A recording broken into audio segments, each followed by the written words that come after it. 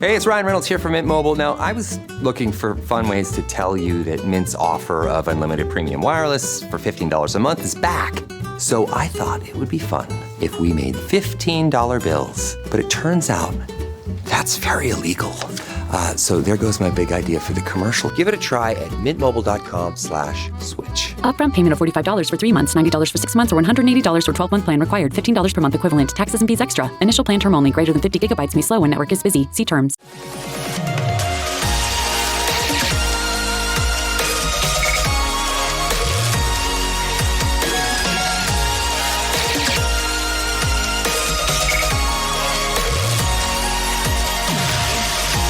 And away we go, episode 1387 of the Al Galdi podcast. It is Thursday, August 13th, 2026, and we now are a month away from the Washington Commanders' 2026 regular season opener. Washington at the Philadelphia Eagles on Sunday afternoon, September 13th at 4:25. We now are a day away from Washington's 2026 preseason opener, Washington versus the Miami Dolphins at Northwest Stadium this Friday night at 7. And we on Wednesday had a joint practice for Washington and Miami at Washington's team facility in Ashburn, Virginia. Hello and welcome to this Thursday installment of the Al Galdi podcast, in which we talk Washington Commanders on every episode, no matter the time of year.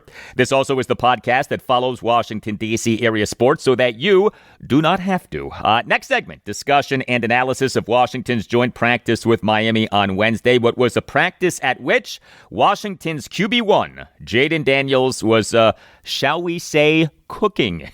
Every indication is that Daniels had a terrific practice. Every indication is that Daniels sliced and diced the Dolphins defense. What this means for the 2026 regular season, who the heck knows? But as we now are a month away from Washington's 2026 regular season opener, and as we have Daniels coming off an injury-ruined 2025 season, it was outstanding to see that he did as well as he did on Wednesday. We'll also get into key comments from Daniels during a post-practice press conference on Wednesday afternoon, and key comments from head coach Dan Quinn during a pre-practice press conference on Wednesday morning. And I'll discuss the value of the Washington Commanders. Very good news for the Josh Harris ownership group. And also on the show, I'll talk Washington Nationals and Baltimore Orioles. The Nats, they got Alex Bregman, a 12-6 loss to the Chicago Cubs at Nationals Park on Wednesday evening in a game in which Alex Bregman, as the Cubs starting DH and number 3 batter, went 3 for 3 with 3 home runs, 2 walks, and 7 RBI.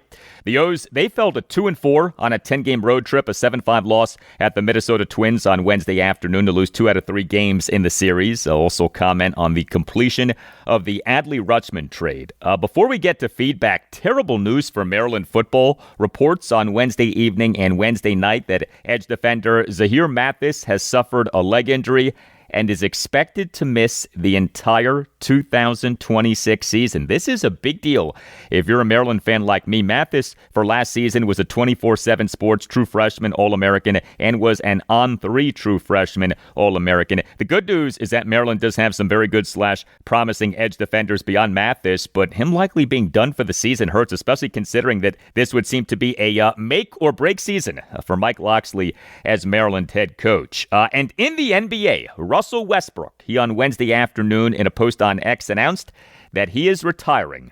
The Washington Wizards reportedly were interested in signing Westbrook as an unrestricted free agent this offseason, but he instead is retiring. And we salute Russell Westbrook. He was with the Wizards previously, of course, so played for the Wizards for one season, the 2020-2021 season, their last playoff season. He, for that regular season, averaged a triple-double and totaled 38 triple-doubles, setting a franchise record for triple-doubles in a regular season and setting a franchise record for career regular season triple-doubles. And Westbrook, for that 2020-2021 regular season, was number 1 among all qualified players in the NBA in assists per game at 11.74. A single-season Washington Bullets / Washington Wizards record, and the most for a player in an NBA regular season since John Stockton of the Utah Jazz averaged 12.33 assists per game in the 1994-1995 regular season. Russell Westbrook, in his lone season for the Wizards, put on a show. All the best to Russell Westbrook in retirement. You can hit me up on X at Al Galdi. You can email me the Al Galdi podcast at yahoo.com. You can reach me via writing a review of the podcast on Apple Podcasts. You can write about whatever you want, and I'll read what you write if you give the podcast a 5-star rating. From Charlie in Oregon on Apple Podcasts, writes Charlie, with apologies to James Brown, Al Galdi is the hardest working man in show business. I enjoy his analysis and insightful guests, and I appreciate his inclusion of the Orioles in his podcast. They became my team when the Senators left my childhood for Texas. Thanks, Al, from a PG County boy now living in Oregon, HTTR. Thank you very much for that, Charlie. Email from Kim. On the favorite to be the Washington Commanders starting center, Nick Allegretti, remaining out due to a calf strain, writes Kim. Hey, Al, too quiet of late. There has been a no-big-deal attitude about Allegretti missing so much time. I don't like this, and Julian Good-Jones as the backup doesn't give me much promise either. Meanwhile, Tyler Biadasz is thriving. This is worrisome. Thank you for the email, Kim. I hear you. You know, it was telling that Dan Quinn, during his pre-practice press conference on Tuesday morning, did admit to being concerned about the offensive line. We have the number one left tackle, Laremy Tunsil, out for at least a significant portion of the 2026 regular season due to a torn triceps. We have the favorite to be the starting center, Nick Allegretti, missing multiple weeks due to a calf strain, although Quinn on Tuesday morning did say that the hope is that Allegretti will be back this Sunday. But did you happen to see this? Gordon McGuinness of Pro Football Focus, I've had him on the podcast, coming out on Wednesday morning was a PFF.com piece by Gordon ranking the projected starting offensive lines for all 32 NFL teams. Well, Washington's projected starting offensive line was ranked number 32, dead last. Wrote Gordon, quote, before the injury to left tackle Laremy Tunsil, this was a group set to rank just inside the top 20. But the loss of Tunsil for a significant amount of time is a huge blow to the group. There will be an expectation of some improvement from Josh Connerly Jr. and his 59.9 PFF grade in 2025 was fine for a rookie, but this is a unit that could really struggle if Tunsil misses the full season, end quote. Forget about whether you agree with that ranking. Forget about whether you think that Gordon is being too pessimistic. Just the fact that a significant outlet 1 month before Washington's 2026 regular season opener is ranking the team's projected starting offensive line as being the worst in the NFL. Like, just the fact that that is plausible, that's not good. That is not how this is supposed to be. Now, I do think that Washington can overcome the Laremy Tunsil injury, but this also could go the other way, and I look at the Los Angeles Chargers. Their number one left tackle, Rashawn Slater, he in August 2025 suffered a season-ending torn patellar tendon during a training camp practice. The Chargers' offensive line ended up being a mess last regular season, for which their QB1, Justin Herbert, was number one among all qualified NFL quarterbacks per Pro Football Reference and highest pressure rate, 29.8 per Sport Radar. Now, you think about that. Herbert got pressured on 29.8% of his dropbacks, nearly 1 out of every 3 dropbacks. We do not want that for our QB1, Jayden Daniels. Hey, please consider subscribing to the podcast if you're not already doing that. Subscribing to the podcast costs nothing. Make sure that you never miss an episode and helps out the podcast a lot. And if you're already subscribing, thank you.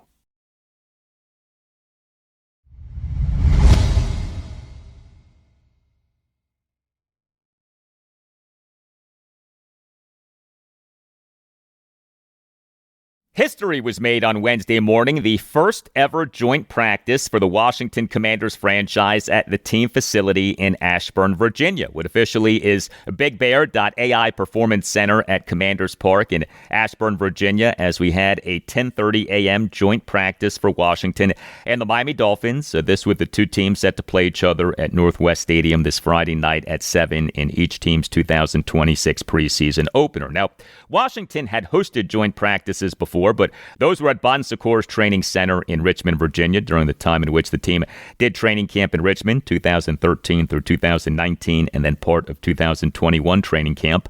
August 2014, we had a joint practice for the Washington Redskins and New England Patriots at Redskins training camp in Richmond, and that has become a famous joint practice because it was at that practice that the Pats' professionalism and attention to detail blew away the professionalism and attention to detail of our team. In fact, Washington Commanders analyst and former Washington Redskins receiver Santana Moss, he on Wednesday morning talked about the famous joint practice with the Pats. This is Moss during a live stream on the Washington Commanders YouTube channel. Later in my career, this was like the second before my last year. We're going against New England Patriots. We in Richmond. It was like, you know what, kill or be killed. It was one of those situations where you really saw the difference in how they practice and how we practice. And I took a lot from watching those guys because they came militant. Everything they did was almost like it left you in awe a little bit. Yeah, the Redskins in August 2014, totally outclassed by the Pats. By the way, we had fighting for the Redskins at joint practices in Richmond. August 2015, a joint practice for the Redskins with the Houston Texans at Redskins training camp in Richmond. We had fighting. August 2018, a joint practice for the Redskins with the New York Jets at Redskins training camp in Richmond. We had fighting. But there was no fighting between Washington and Miami on Wednesday. That was good. There were some bigwigs in attendance at the practice. Washington Commanders managing partner Josh Harris attended the practice. Washington Nationals president of baseball operations Paul Taboni attended the practice. Washington Nationals manager Blake Butera attended the practice. United States Secretary of State Marco Rubio attended the practice. Washington Commanders head coach Dan Quinn, he did a pre-practice press conference on Wednesday morning. This was the opening statement of the presser, and then you'll hear a back and forth between Commanders insider John Keim of ESPN and Quinn. One, man, it's great to have Coach Adley, the Dolphins here. We're going to throw a great practice together. So I thought I'd give you some updates as you guys are watching practice on what we'll call Field 1, the one that's closest to us. That'll be our offense and Miami's D. On the one directly opposite of that will be our defense. And so you can kind of know where you're at. The special teams periods will be together on this field, and we'll do our 2-minute at the end of the game, at the end of practice. We'll simulate that so you guys know where you're at. I know you guys might have some questions about who's playing Friday and may not. We're just going to keep the focus on today on the practice. Sean and the team will hit you guys up pregame full list, so we can communicate with you guys, on Friday. So we're pumped. Yeah, just met with the NFL officials who are here and the Dolphins. So we're ready to get rocking. So let's start with you. What's your approach to get the most out of this? Like Jeff Hafley was talking about, maybe keeping it more base, so that way maybe you send a blitz and they're not ready. But are you really learning from that? So how do you structure this so you get the most out of what you want to see? Yeah, I think you want to first rely on just your rules, your normal plays that you want to get to. So the best way that we try to feature is get a little bit of everything. So you're going to see a 7-on-7 in the red zone. So you'll see some concepts there. Then you'll see a move the ball in the red zone. There'll be a third down period as an emphasis. There'll be just calling it plays, back and forth for, a 6-play drive, and then we'll do a 2-minute. So trying, in my vision of it, John, I wanted to get a little bit of everything against competition. So there'll be some one-on-ones at the very start of practice, then some 7-on-7 in the red zone, team red zone, a third down period, a team period, and a 2-minute. So they're not long periods. You're going to see, things move quickly, 10 plays, 12 plays, in the sets. But if you can get as many of the scenarios and situations as you can, I think for the players, that's a big deal. Is there a position group that maybe has jumped out to you a little bit or surprised you in any way that you're looking forward to seeing how that matches up today? Not yet. There's a lot that I feel the competition. I feel it at running back. I feel it at receiver. I feel it at a number of spaces. But I didn't correlate that into today. But more than anything, I want to see guys playing, getting a good practice. They're excited. There should be good energy on both sides today. Anytime you get to, have, some comp that you don't know, new person, man, bring it on. So that part's good. We're all on the same page about how we want to get things done. So we'll throw a good one today, and then we'll gear it up again. And regarding gearing it up again, the preseason game against the Dolphins at Northwest Stadium this Friday night, Dan Quinn on Wednesday morning did not give us anything regarding whether starters/key players will play on Friday night. But what many times is the case when a team has a joint practice just a few days before a preseason game is that if starters/key players get good work in the practice, they do not play in the preseason game. Washington on August 6th 2025 participated in a joint practice at the New England Patriots. So 2 days later, August 8th, 2025, was Washington playing a preseason game at the Pats, a 48-18 loss at the Pats in each team's 2025 preseason opener, but a ton of Washington starters/key players did not play in that game. Washington, shortly before the game, announced that 30 players did not dress for the game. We on Monday morning had this exchange between WUSA 9 sports anchor Marshall Kramsky and Dan Quinn. I know you mentioned in your opening statement that you'll let us know on Friday about who's going to be playing in that game. Are those final decisions made already, or does something you see out there today, can that affect it? The practice today definitely does. Not necessarily like, okay, he has it down, he's good to go. Some of it just, we want to push some guys a little bit further today and see where that goes into the practice. And we'll have a different strategy for each of the preseason games. So having the joint here definitely helps. Yeah, there is a good bit of debate over whether NFL teams now get more out of joint practices than teams get at a preseason game. So we on Wednesday morning had this exchange with Dan Quinn. Morning, Dan. What's the difference for you in the kind of immediate evaluation process after a joint practice compared to a preseason game? Yeah. The biggest part in the preseason game that I'm usually looking for, and it's the hardest early, is tackling, breaking tackles, who can, into those spaces right now. Would the running back really make it through there? Would is that a sack? Is it not? And so to see those things, that's there. So the joint practice, it's heightened, but more than anything, it's new matchups, new speed. Okay, who am I guarding? How's that playing? Sometimes in a practice like this, let's play a little more man-to-man on some third downs, find out, test some people. So some of it's, the call can be the evaluation. Others in the game, it's, usually keep it simple, where our fundamentals at, what needs to be addressed. And something else for this joint practice for Washington and Miami on Wednesday was that NFL officials were in attendance. That was good. We on Wednesday morning had this exchange between Commanders insider Candy Waller of Bowie TV Sports and Dan Quinn. When you met with your coordinators to talk about the day, what were some of the things that bubbled to the top that you all wanted to make sure you worked on today? Yeah, I think with the NFL referees here, I really wanted to make an emphasis on our substitutions, pre-snaps, alignments, and so the false starts, like the ones that have the discipline part of the penalties, can we get that? And I asked the referees, I want you to call it as tight as you can. And then what's good in this circumstance, this is why I threw the flag, you left your hand up here, that's why I called illegal hands to the face, or your hand was outside the framework on a holding call. So I wanted it to be tight, and so in this practice, I want to see where we're at from a penalty standpoint.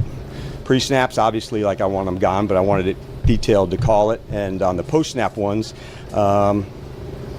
teach from those. And so substitutions, but those are some things that I want to see as you're getting not a dress rehearsal for the game, but it's as close as we can get to that due to the referees being here, which I think is a huge advantage. Yeah, Washington for the 2025 regular season was number 26 out of 32 NFL teams in fewest total penalties, 150. Not good. Washington had a penalty problem last season. Those who did not appear to be practicing for Washington on Wednesday morning: left tackle Laramie Tunsil, torn triceps; center Nick Allegretti, calf strain; tight end John Bates, hamstring strain; running back Jeremy McNichols, he per reports is dealing with a quadriceps ailment; defensive end Dietrich Wise Jr., he is on the active/physically unable to perform list as he recovers from a torn quadriceps; defensive tackle Tim Settle, who per Commanders insider Ben Standig of Last Man Standing on Substack is dealing with a calf strain; and cornerback Trey Amos ankle injury. The joint practice was long, lasted for about 2 hours. As for how Washington did in the joint practice with Miami, I'll get to that in moments. But whatever big event that you're planning, a wedding, a party, a corporate gathering, consider using a great sponsor of this podcast, Catering by Uptown. Visit cateringbyuptown.com and make sure that you mention that Al Galdi sent you. Catering by Uptown is outstanding. It is a family business. It is run by the Pereiras, who are terrific Washington Commanders fans, and Catering by Uptown will provide you and your event with excellent service. Catering by Uptown staff on the day of your event is the first to arrive and last to leave, and is fully prepared to offer quality, variety, and abundance, prepared to execute the plan that you and Catering by Uptown created together. Catering by Uptown specialty is weddings. Get excellent service at an affordable price. In fact, if you visit cateringbyuptown.com and click on venues, you can check out Catering by Uptown's premier wedding venues. Visit cateringbyuptown.com and make sure that you mention that Al Galdi sent you. That's cateringbyuptown.com and make sure that you mention that Al Galdi sent you. So if you go by what was being said on X on Wednesday morning, Washington on Wednesday had the greatest joint practice in the history of joint practices. The overwhelming majority of what was posted by media members and fans was positive. And a big part of that, of course, is that posting positive things about the team generates engagement and gets you followers. But that doesn't mean that the positivity wasn't warranted. I consumed a lot of this practice, both in terms of the live stream done by the team and the reporting of media members and fans. And yeah, Washington seems to have had a good practice, with the caveat of we are not the front office and coaching staff. We don't know exactly what general manager Adam Peters and head coach Dan Quinn are looking for. Yeah, Washington seems to have had a good practice. And what is very apparent, and this to me was the best part by far, is that Washington's QB1, Jayden Daniels, had a great practice. He killed it in this practice. He carved up the Dolphins defense. From Commanders insider Nikki Javala of The Athletic on Wednesday morning in a post on X, quote, 11v11 red zone, Jayden Daniels tosses a perfect ball to Stephon Diggs in the back of the end zone, toe tap TD, end quote. Also from Nikki on Wednesday morning in a post on X, quote, Jayden Daniels has been sharp all camp, save for maybe the very first day. Just had 2 completions on the left side that were perfect, one to Burks, another to Jefferson, end quote. Also from Nikki on Wednesday morning in a post on X, quote, then another one to Chig and another one to Terry, end quote.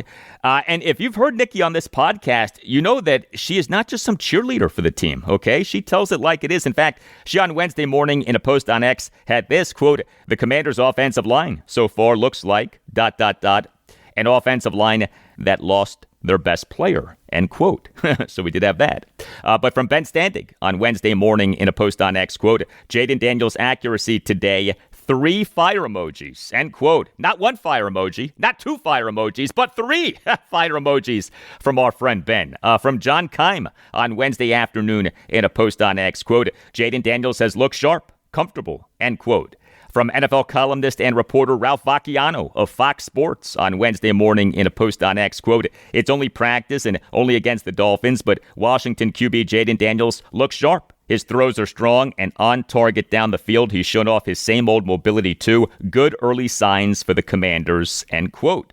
From Grant Paulson of 106.7 The Fan on Wednesday afternoon in a post on X, quote, Jayden Daniels had a terrific practice against the Dolphins. I'm not a practice stats guy, but he went 12 of 16 in team periods, looked completely comfortable under center. Bootleg game was on point, accurate on the move after booting via play action. Hit deep shots down the field to Van Jefferson, Terry McLaurin, parentheses, toe tap sideline, end of parentheses, for 30 yards, and Chigakonkwo for 27 yards. He was on point, intermediate, and deep. His 4 incompletions were 2 pass breakups down the field, a batted ball at the line on a red zone rep, and 1 inaccurate pass to McCaffrey. That was the one ball he threw that I thought was off target, end quote.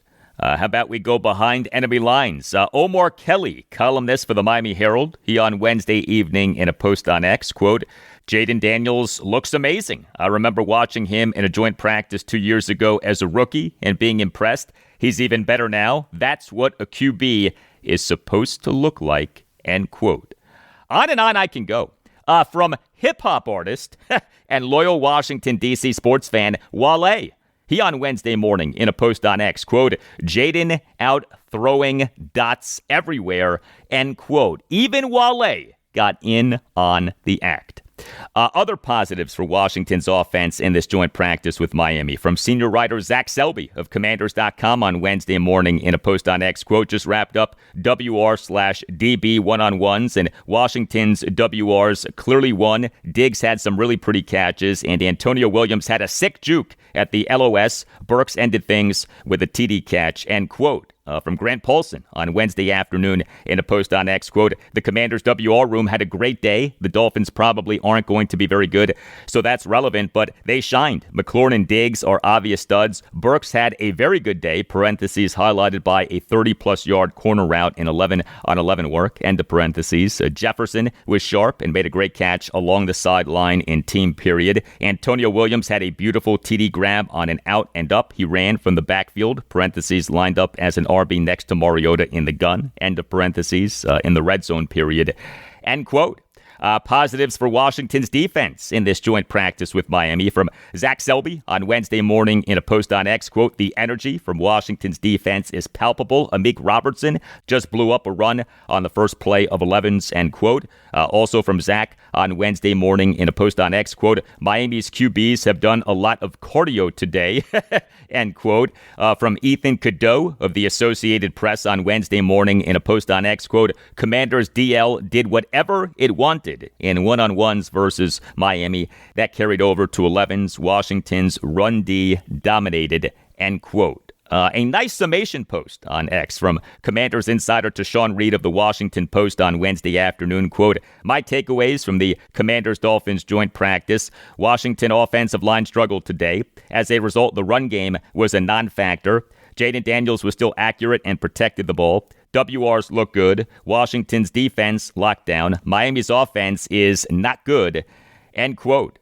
The Dolphins in the 2025 regular season went 7-10 with a point differential of -77. The Dolphins this past January 8th announced the firing of former Redskins offensive assistant Mike McDaniel as head coach. And the Dolphins this past January 19th announced having hired Jeff Hafley as head coach. He spent the last 2 seasons as the Green Bay Packers defensive coordinator. We may well look back on this joint practice and laugh at how excited people got over Washington doing well against a bad team. But, and this is important, do you know who else had a bad 2025 regular season?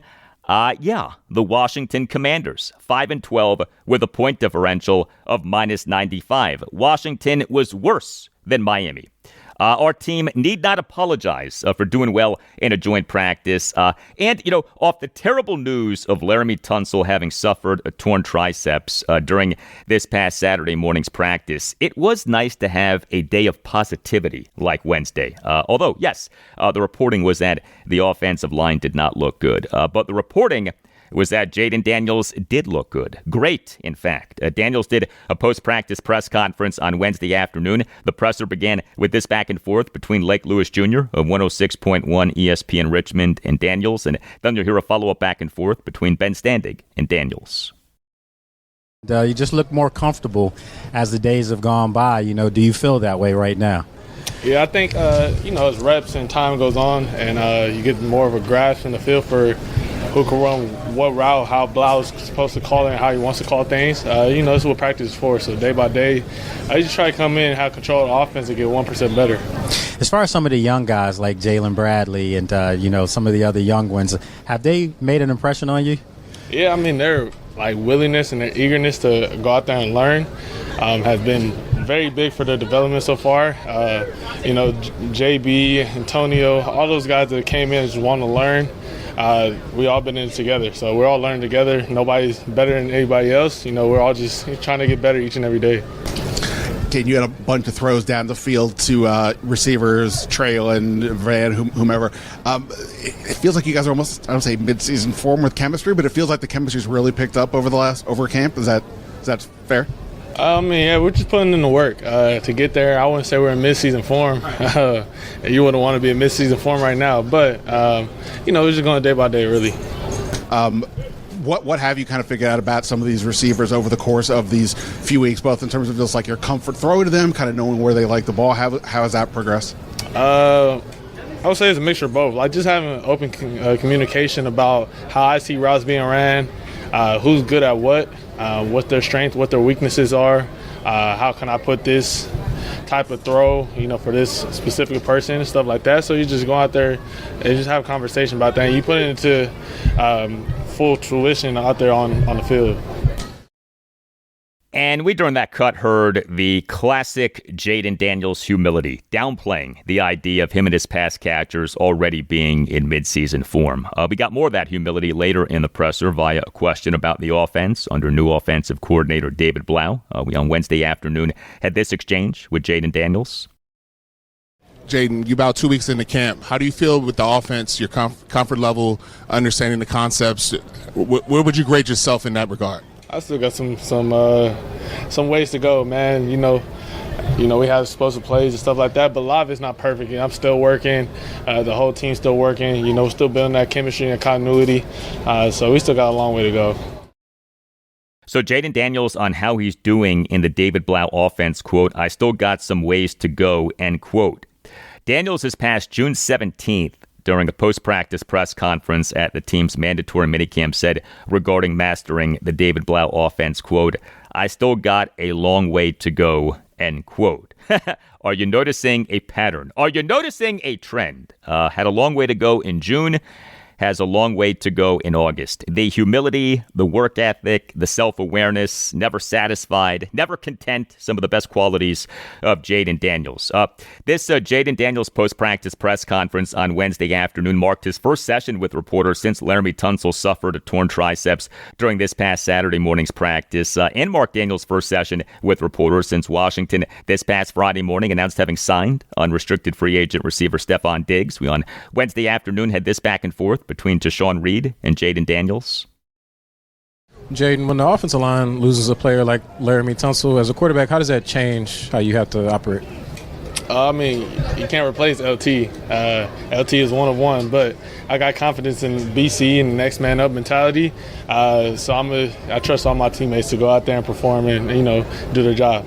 And it looked like Stefon was making some plays out there today. I know it's only been about a week or so practicing with him, but what stood out about his game so far, and what's it like having a player like him in the room? Man, it's awesome.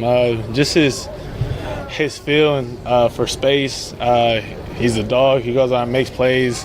He brings energy. He's a leader. So I'm super happy to have Stefon in that room, not just for the offense, but just for the whole team in general.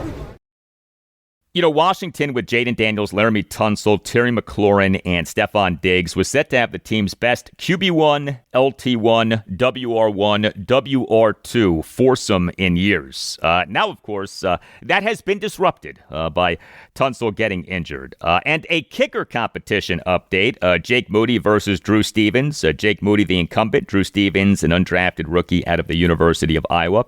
We on Monday's show, episode 1384, talked about Stevens being in the lead in the competition. We on Tuesday's show, episode 1385, talked about each guy having struggled during Monday morning's practice. But we joined this joint practice with the Dolphins on Wednesday, had each guy doing very well. Each guy went 6 for 6 on his field goal attempts. From John Keim on Wednesday morning in a post on X, quote, "Kicking competition today, both went 6 for 6, including the last from 60 yards. Stevens cleared the last one by about 10 yards, end quote. From Nikki Javala on Wednesday morning in a post on X, quote, "Commanders kicking competition is back. Moody and Stevens both hit every one in the first series, went as far as 60, end quote.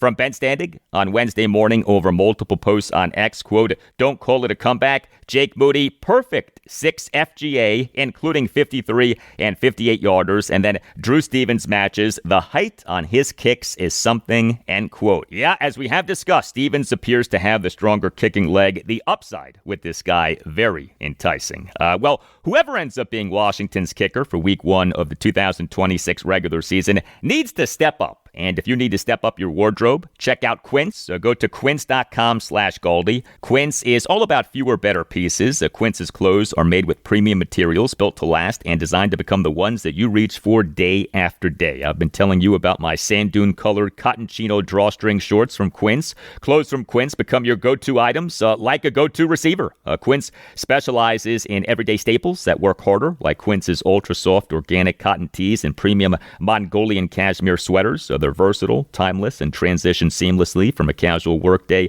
to dinner out. If you're still hanging on to the same worn-out basics, Quince makes it easy to upgrade. Quince has premium denim and tailored chinos from just $60 with the kind of perfect fit, structure, and high-quality fabrics you'd expect from a luxury designer brand. Upgrade your everyday. Download the Quince app for app-exclusive offers or go to quince.com/Goldie. Get free shipping on your order and 365-day returns, now available in Canada and the UK too. That's QUINCE.com/Goldie. Free shipping and 365-day returns. Quince.com/Goldie.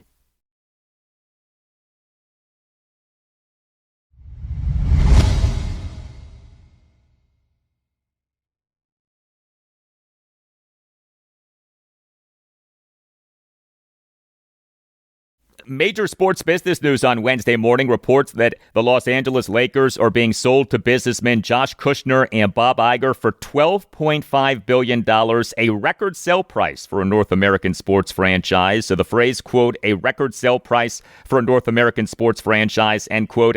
That phrase should sound familiar. We, on July 21st, 2023, had the closing of the sale of the Washington Commanders from Dan and Tanya Snyder to the Josh Harris Group. The reported purchase price was $6.05 billion, which was, wait for it, a record sale for a North American sports franchise. So the record in a little more than 3 years has gone from $6.05 billion to $12.5 billion.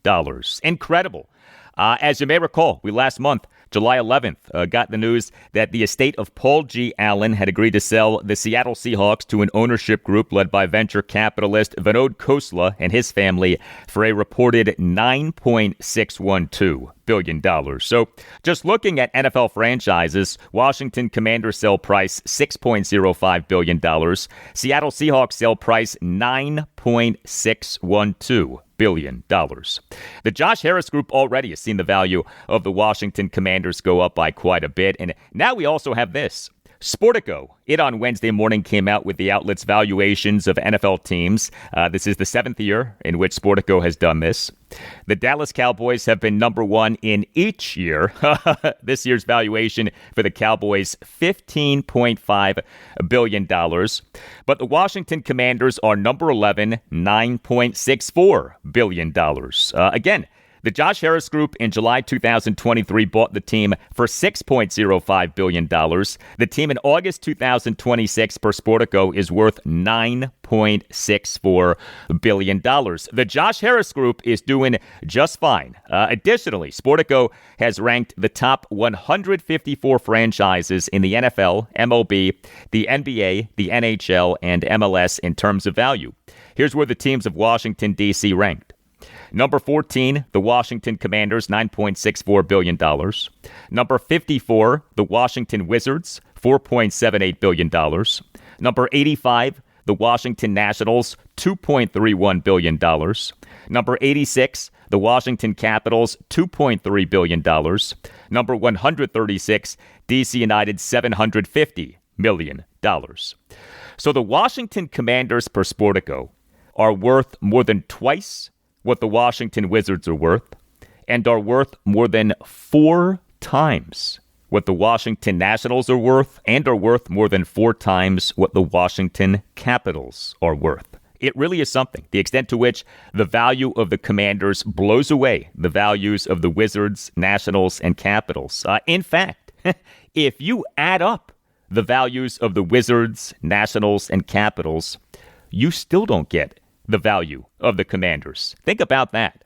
Again, the Josh Harris Group is doing just fine.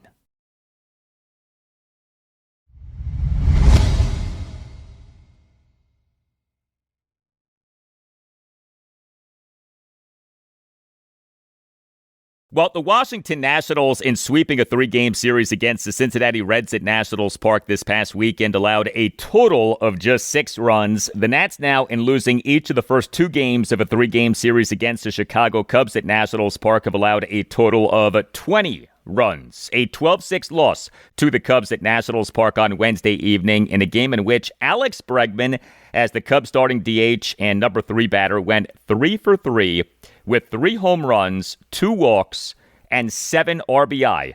The Nats on Wednesday evening got wrecked by Alex Bregman. The Nats in MLB's 2026 regular season now are 59-63 with a run differential of plus 16 and are 5 games behind the Arizona Diamondbacks and Philadelphia Phillies for the National League's 3rd of 3 wild card spots.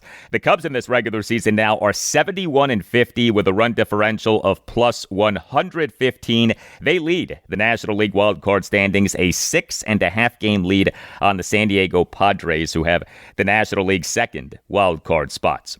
So the Nats on Wednesday afternoon announced having selected the contract of starting pitcher Jackson Kent from AAA Rochester and announced having designated pitcher Miles Mikolas for assignment. So as we discussed on Wednesday's show, episode 1386, Mikolas now is gone. Kent, in this 12-6 loss to the Cubs at Nationals Park on Wednesday evening, was the Nats starting pitcher in making his MLB regular season debut. He officially allowed 3 runs in 4 innings. He gave up just 3 hits, which were a double and 2 singles, but he issued 5 walks, did record 6 strikeouts, but all of this added up to him over his 4 innings, throwing at 78 pitches, just 37 strikes versus 41 balls. His final line was made especially bad by relief pitcher Jake Bird giving up a 3-run homer, and it was good to see Kent generate 6 strikeouts, but the 5 walks were rough, and just 37 strikes versus 41 balls was rough. This is Jackson Kent's age 23 season. The Nats took him in the 4th round of the 2024 MLB first-year player draft out of the University of Arizona.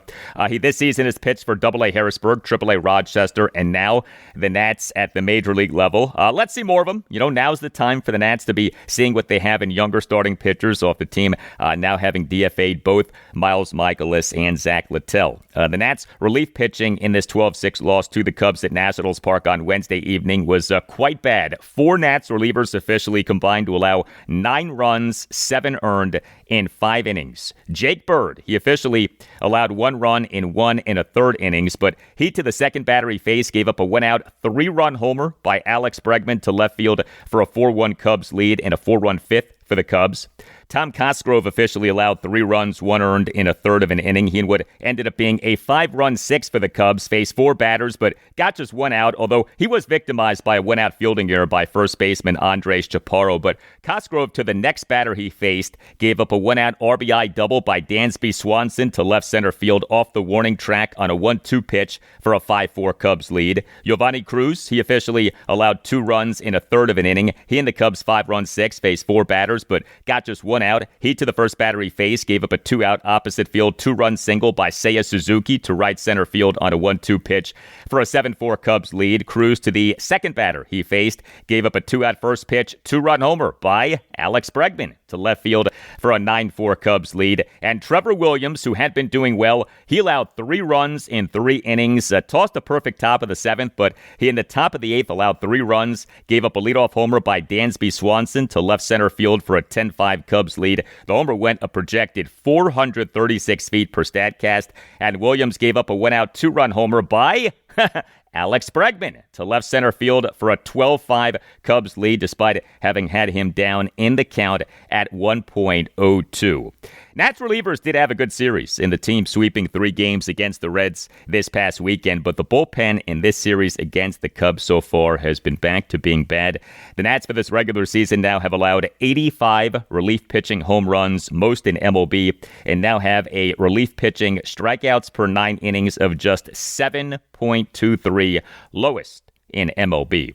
The bright spot for the Nats in this 12-6 loss to the Cubs at Nationals Park on Wednesday evening was the offense. 6 runs, 11 hits, which were 2 home runs, a double, and 8 singles, 4 walks, 4 for 10 with runners in scoring position. Abimelec Ortiz, he came into the game to pinch hit and play first base. He went 1 for 2 with a solo homer. Ortiz in the Nats' 1-run 6 had a pinch 1-out solo homer to the upper deck in right field to cut the Nats deficit to 9-5. The homer went a projected 407 feet per Statcast. So Abimelec Ortiz now at the major league level in this regular season, 27 plate appearances, OPS of 1,025. He has been terrific. Jose Tena, he came into the game to pinch hit and play left field. He went 1 for 1 with a solo homer and a hit by pitch Tenna in the Nats' one-run ninth had a two-out solo homer to right center field to cut the Nats' deficit to 12-6. The homer went a projected 417 feet per Statcast. Dalen Lyle, he is the Nats' starting DH, and number 8 batter went 2 for 4 with a 2-run single and an RBI single, and he had a stolen base. Lyle in the Nats' one-run second had a bases loaded opposite field RBI infield single to the left side of the infield on an 0-2 pitch for a 1-0 Nats lead, and Lyle in the Nats' 3-run fifth had a 2-out bases loaded 2-run single to right center field on an 0-2 pitch to tie the game at 4, and he had a steal of second base. So Lyle for this regular season now has an OPS of 713. And Harry Ford, he is the Nats starting catcher, and number 5 batter went 2 for 5 with an RBI double and a single. Ford in the Nats' 3-run fifth had a 2-out RBI double down the left field line to cut the Nats deficit to 4-2. Harry Ford now at the major league level in this regular season, 51 plate appearances, OPS of 810. The Nats are getting nice production from 2 recent call-ups in Abimelec Ortiz and Harry Ford. Game 3 for the Nats against the Cubs at Nationals Park Thursday afternoon at 4:05. The Nats have listed Cade Cavalli as their probable starting pitcher for the game. If you're like me, you're the kid who savored every last drop of sugary milk at the bottom of your cereal bowl while watching Saturday morning cartoons. Kachava's new flavor, Cinnamon French Toast, gives you a bit of that classic nostalgia. And I love that it's made with real cinnamon bark. It's a comfort flavor, but with benefits and without the sugary drawbacks. There's no artificial colors, flavors, or sweeteners. It's non-GMO, there's no soy, there's no animal products, no gluten, and no preservatives. But Kachava does provide all the nutrition your body craves in one deliciously simple shake with just 2 scoops. So treat yourself to a childhood favorite.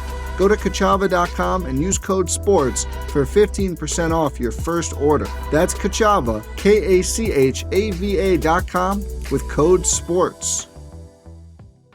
Sleep Number's new collections are designed to adapt to the changing nature of your life and your sleep needs. Whether it's the personalized comfort of the new Comfort Mode mattress, the targeted pressure relief of the Comfort Next mattress, or the Climate Collection that actively cools or warms to help you fall asleep and stay asleep. And now, get early access to our biggest sale of the year. Save 25% on the new Comfort Next Luxe for a limited time. Only at a Sleep Number store or sleepnumber.com.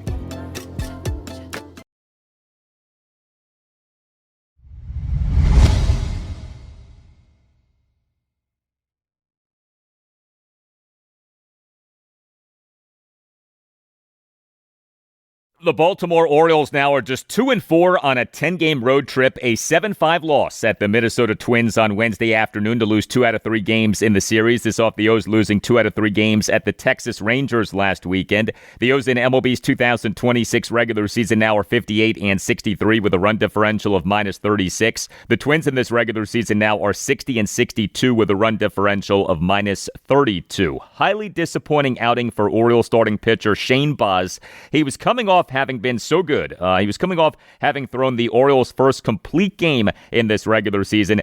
He in a 2-1 loss at the Rangers this past Friday night. 2 runs in 8 innings, 9 strikeouts, 1 walk. But Baz in this 7-5 loss at the Twins on Wednesday afternoon lasted for just 3 innings. He allowed 5 runs in 3 innings, gave up 9 hits, which were 2 doubles and 7 singles, issued a walk, recorded 2 strikeouts, threw 65 pitches, 41 strikes, 24 balls. Shane Baz, just when you think that he's on a roll, he has a clunker like he had on Wednesday afternoon. His overall stats for this regular season, 24 games, all starts, ERA of 4, whip of 1.36. During O's manager Craig Albernaz's post-game session with reporters on Wednesday afternoon, had these exchanges. Been pitching so well of late. What do you feel like kind of just led to the struggles out there for him today? Yeah, it wasn't missing many bats today. They had 9 hits and he had a lot of good swings, a lot of loud contact.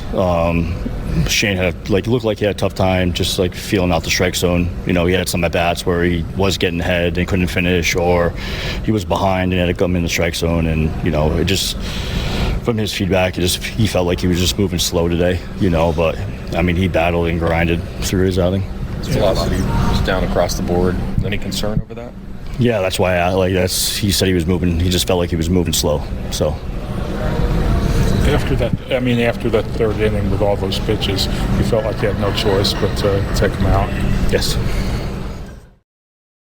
Yeah, hopefully Shane Baz is all right, considering that his velocity was down. He just did not have it in this game on Wednesday afternoon. The Orioles relief pitching in this 7-5 loss at the Twins on Wednesday afternoon was good. 4 Orioles relievers combined to allow 2 runs in 5 innings. Cam Sanders officially allowed 2 runs in 1 and 1/3 innings. Yarmil Geraldo officially tossed 1 2/3 scoreless innings with 3 swinging strikeouts, although he did allow 2 inherited runners to score in the Twins' 2-run 5th. But Alex Hoppe tossed a scoreless and hitless bottom of the 7th, and Albert Suarez tossed a perfect bottom of the 8th. And the Orioles offense in this 7-5 loss at the Twins on Wednesday afternoon was good. 5 runs, 7 hits, which were 2 home runs and 5 singles, 5 walks, 1 for 4 with runners in scoring position. Dylan Beavers, he is the Orioles starting left fielder and number 5 batter, went 1 for 3 with a 3-run homer. Leody Taveras, he is the Orioles starting right fielder and number 7 batter, went 1 for 4 with a solo homer. Pete Alonso, he is the Orioles starting first baseman and number 2 batter, went 2 for 3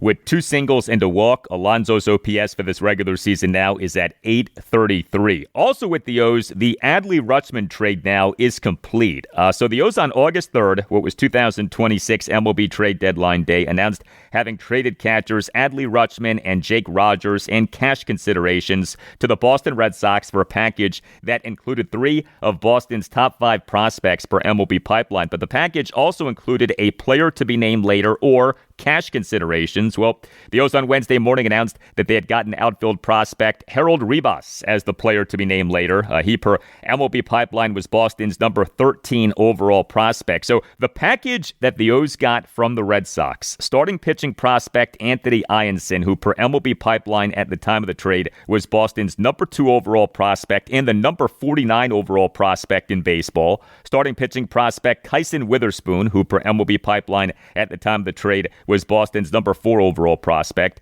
Outfield prospect Endy Azokar, who per MLB Pipeline at the time of the trade was Boston's number 5 overall prospect. Catcher Carlos Narvaez, and now outfield prospect Harold Ribas. That the O's were sellers for a second consecutive season. Not good at all. But if you are just looking at this trade in a vacuum, this was a good trade for the O's. They got a lot for a guy in Adley Rutschman, who is in his age 28 season, who is under team control through just next season, and who for the O's over the 2025 and 2026 regular seasons was on an injured list 5 times due to 5 different ailments.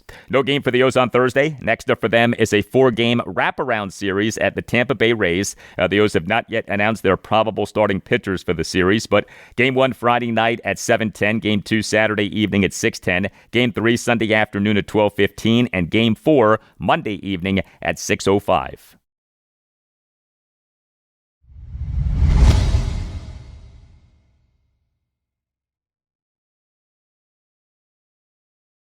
And that'll do it for you and me for now, but there's more to come. Friday's show, episode 1388. We'll have much more on the Washington Commanders. Also on Friday's show, I'll talk Washington Nationals. The Nats are home to the Chicago Cubs Thursday afternoon at 4:05 for Game 3 of a 3-game series. Have a great rest of your Thursday, and I'll talk to you on Friday. Later in my career, this was like the second before my last year. We're going against New England Patriots. We in Richmond. It was like, you know what, kill or be killed. It was one of those situations where you really saw the difference in how they practice and how we practice. And I took a lot from watching those guys because they came militant. Everything they did was almost like it left you in awe a little bit. Sleep Number's new collections are designed to adapt to the changing nature of your life and your sleep needs. Whether it's the personalized comfort of the new Comfort Mode mattress, the targeted pressure relief of the Comfort Next mattress, or the Climate Collection that actively cools or warms to help you fall asleep and stay asleep. And now, get early access to our biggest sale of the year. Save 25% on the new Comfort Next Luxe for a limited time. Only at a Sleep Number store or sleepnumber.com.